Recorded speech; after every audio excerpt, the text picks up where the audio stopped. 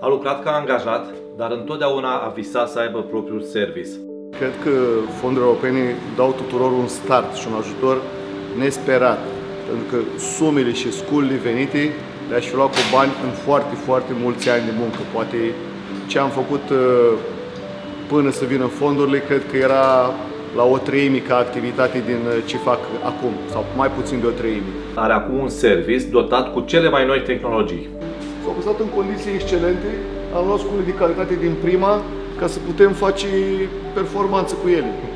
Scule, dispozitive, vara dincolo, acolo am dincolo niște dispozitive mai șmechere. Acum mi-e bine să râd, dar întotdeauna i-am încurajat pe toți, ia ce e cel mai bun. Da. În momentul în care iei cele mai bune produse, cu siguranță ai și clienții care îți vin ca să lucreze cu tine. Asta e și ideea, la sculele astea de mână, am niște dispozitive verificatoare care sunt în hala cealaltă, care pot face diferența între un service mediu și un service de calitate superioară. Trebuie să vedeți această poveste, care cu siguranță vă va inspira.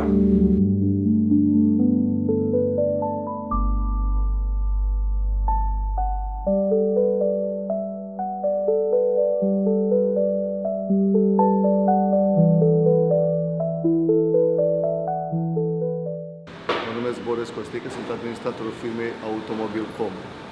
Am preluat această clădire destul de dărăpânată în anul 2015 și am transformat-o într-un service auto. În anul 2019 am primit fonduri europene prin firma Smart Group Solution și mi-am adus visul la realitate.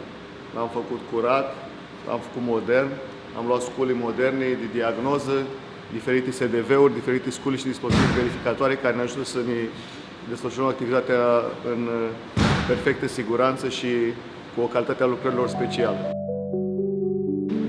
150.000 de euro, din care jumate a fost pentru reabilitarea termică a clădirii și modernizarea clădirii și jumate pentru scule. N-a fost mult, dar pentru o firmă mică a fost suficient ca să ne dea un start excelent.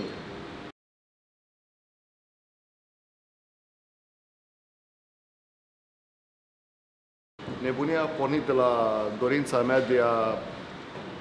mea și dragostea mea pentru mașini și dorința mea de a avea propriul service dotat în care pot face lucrări de calitate înaltă.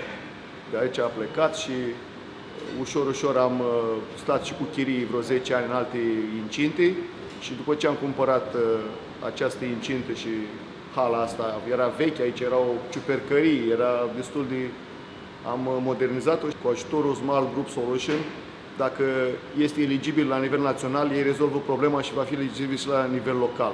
Pentru că consultanții au experiență și pot găsi toate actele necesare ca totul să funcționeze perfect și să-ți îndeplinești visul, că până la urmă noi nu suntem patroni de ea ca în Statele Unite să ai milioane de angajați. Noi suntem o firmă cu 8 angajați care muncim toți cod la cod, dar una e să muncești în condiții rele și una e să muncești în condiții bune.